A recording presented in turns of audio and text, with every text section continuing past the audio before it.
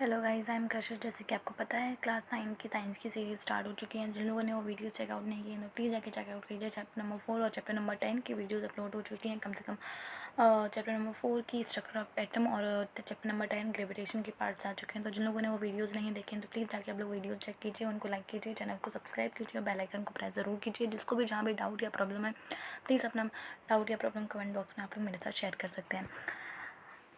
जैसे कि structure of atom आज लास्ट टॉपिक डिस्कस करेंगे एंड उसके बाद चैप्टर वाइंड अप होगा।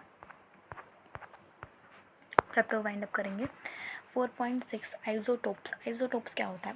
मैं ऊपर से जैसे कि मैंने बताया कि इंपॉर्टेंट चीज़ आपको बतानी है, ज़्यादा कुछ नहीं लाना है अपन को। डिटेल में अपन तब जाएंगे जब अपन एक्चुअल में पूरा डिस्क्राइब करेंगे, चीज़ों को समझेंगे, करेंगे, याद करेंगे, क्वेश्चंस करेंगे, पीटीएफ होंगे, आंसर्स होंगे, क्वेश्चंस होंगे, बहुत सारी चीज़ें जो अभी पॉसिबल नहीं है क्योंकि एग्ज़ाम टाइम है, जैसे कि मैंने आपको बोला था।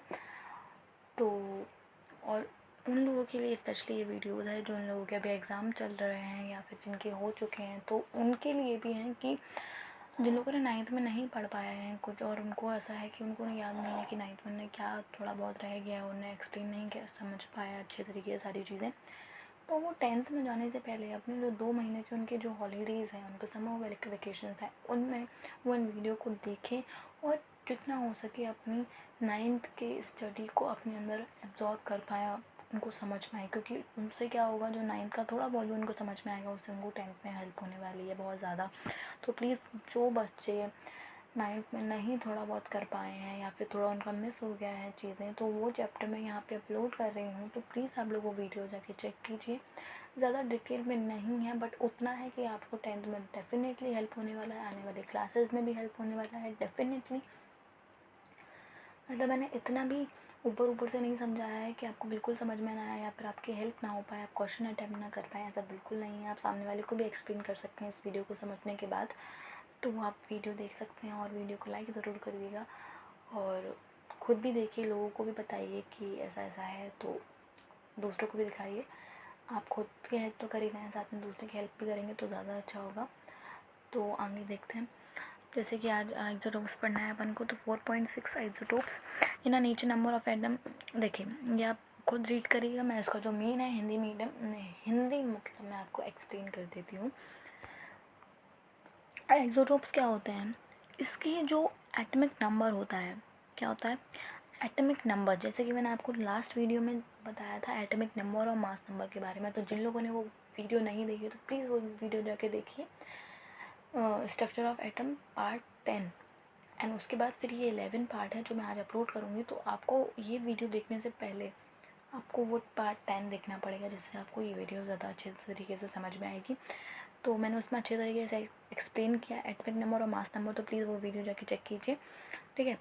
तो आइसोटोप्स में क्या होता है, एटॉमिक नंबर सेम होते हैं और मास नंबर डिफरेंट होते हैं। जैसे कि मैंने आपको बताया था, एटॉमिक नंबर वो नंबर होते हैं जिसके नंबर ऑफ प्रोटॉन जिसके अंदर प्रेजेंट होते हैं, जितने नंबर ऑफ प्रोटॉन्स होते हैं एटम के अंदर वो उतना ही क्या होता है उनका एटॉमिक नंबर होता है। और मास नंबर वो होते हैं न्यूट्रॉन और प्रोटॉन का जो सम होता है किसी भी एटम के अंदर, न्यूट्रॉन और प्रोटॉन जितने प्रेजेंट होते हैं उनका जो सम होता है उनको मास नंबर बोलते हैं, ठीक है। तो इसमें क्या है, आइसोटोप्स में क्या होता है, जो मास नंबर होता है वो डिफरेंट होता है और एटॉमिक नंबर क्या होता है, सेम होता है किसी भी एटम का। जैसे अपन को किसी भी चीज़ का लिखना है तो अपन लिख सकते हैं, जैसे हाइड्रोजन है तो हाइड्रोजन का क्या होता है, दोनों के 1 1 होते हैं, चाहे वो मास नंबर हो या एटॉमिक नंबर, तो उनका क्या होता है 1 1 होता है, ठीक है। किसी का भी देख लीजिए आप, जैसे कार्बन का हो गया तो कार्बन का क्या होता है 12 मास नंबर होता है और 6 एटॉमिक नंबर होता है। तो इस अकॉर्डिंग चीज़ें अपन को करनी है,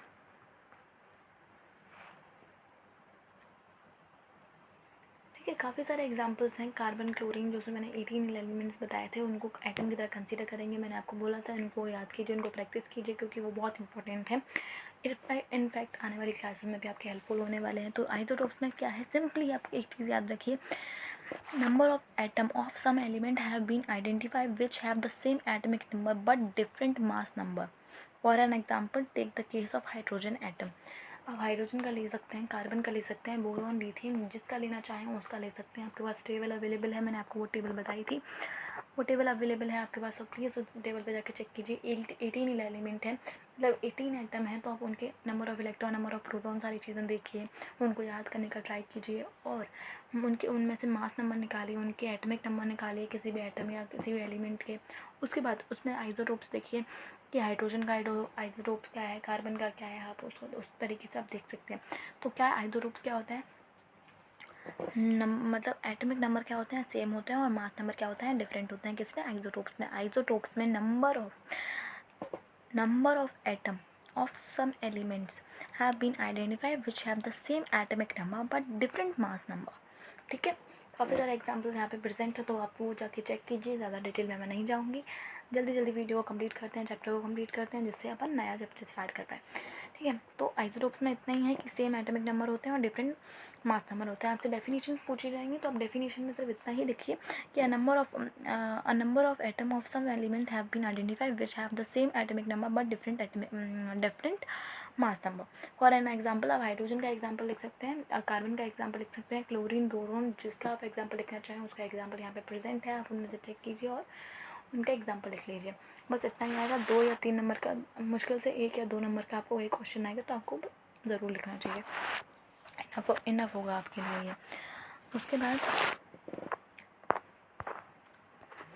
ये सारी एक्सप्लेनेशन हैं, तो प्लीज़ आप लोग अच्छे तरीके से इनको चेक कीजिएगा। ठीक है, ये एप्लीकेशंस वगैरह सारी चीज़ें पढ़िएगा ध्यान से। मैंने आपको पहले बताया है पहले कि NCERT is the most important book to read.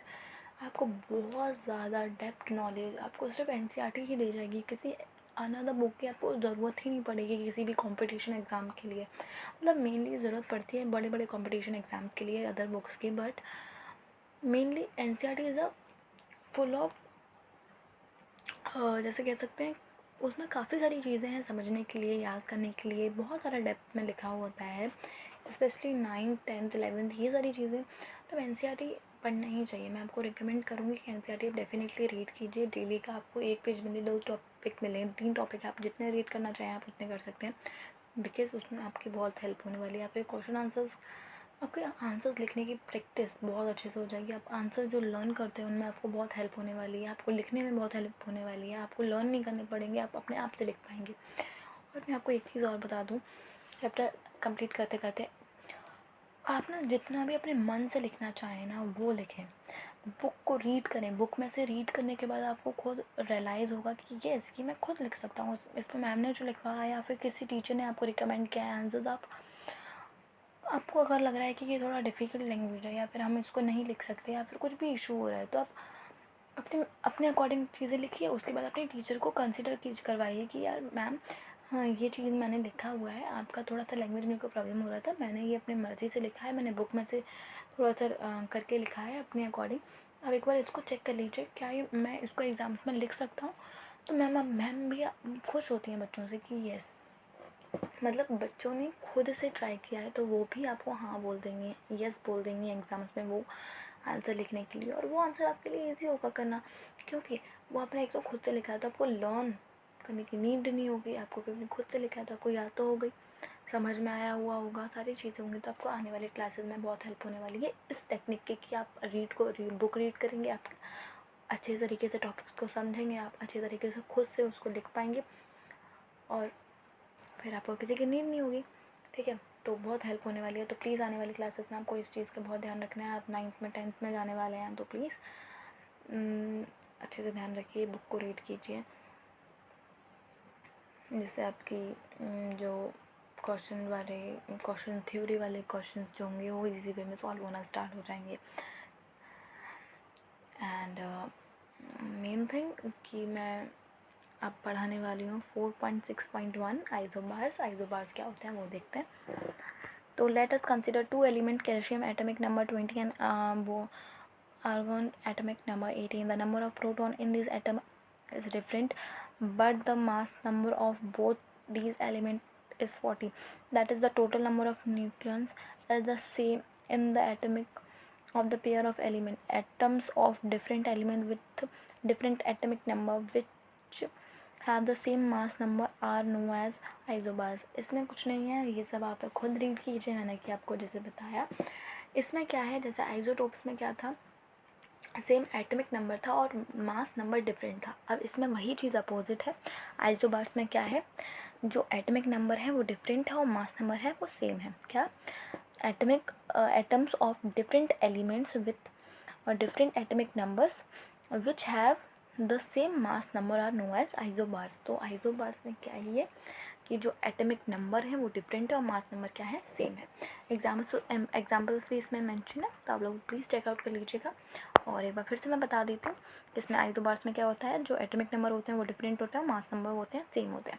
ठीक है, तो आइसोबार और आइसोटोप्स का टॉपिक यहीं ख़त्म होता है। आई होप आपको समझ में आ गया होगा, और जिन लोगों को समझ में नहीं आया तो प्लीज़ वीडियो को अच्छे से देखिए, समझने का ट्राई कीजिए। और जो भी आपको डाउट या प्रॉब्लम हो तो कमेंट बॉक्स में अपना डाउट या प्रॉब्लम मेरे साथ शेयर कर सकते हैं। मैं डेफिनेटली उसका कोई ना कोई सोल्यूशन देने का आपको ट्राई करूँगी। एंड मोशन, जैसा कि मैंने आपको बताया, मोशन की वीडियो बहुत जल्दी से स्टार्ट होने वाली हैं, जाने वाली हैं। और 8th क्लास की भी मैं वीडियो पोस्ट करने वाली हूँ धीरे धीरे। 8th क्लास की भी साइंस की सीरीज़ स्टार्ट होने वाली हैं, तो आप 8th जो लोग को जानते हैं कि जिन लोगों को 8th क्लास का थोड़ा भी पढ़ना है, तो 8th की डिटेलिंग वीडियोज़ आने वाली हैं कुछ टाइम बाद, मतलब कुछ दिनों बाद। तो वो वीडियोज़ भी आप डेफिनेटली देखिए। और 10th की भी जाएंगी, बट पहले अभी 9th का चल रहा है तो 9th का जाएगा, उसके बाद फिर मैं अभी 8th का जल्दी करने वाली हूँ 2-3 दिनों के अंदर। सो यस, 8th की वीडियो जाने वाली हैं। 8th क्लास की 8th क्लास की साइंस की सीरीज़ स्टार्ट होने वाली हैं कुछ ही टाइम में, और 9th का मोशन चैप्टर स्टार्ट होने वाला है, और एक वन मोर चैप्टर और स्टार्ट होने वाला है, जो आने वाले वीडियोज़ में आपको पता चलेगा। एंड यस, आज अपना ये chapter number 4 structure of the atom ये कंप्लीट होता है। पूरे इसके 11 पार्ट हैं, तो प्लीज़ जिन लोगों ने वो पूरे 11 पार्ट्स नहीं देखे हैं तो प्लीज़ आप वो 11 पार्ट जाके देखिए, और वीडियोस को लाइक कीजिए, चैनल को सब्सक्राइब कीजिए, बेल आइकन को प्रेस कीजिए। जिसको भी जहाँ भी डाउट या प्रॉब्लम आओ तो प्लीज़ कमेंट बॉक्स में अपना प्रॉब्लम डिस्कस करिए। Thank you so much.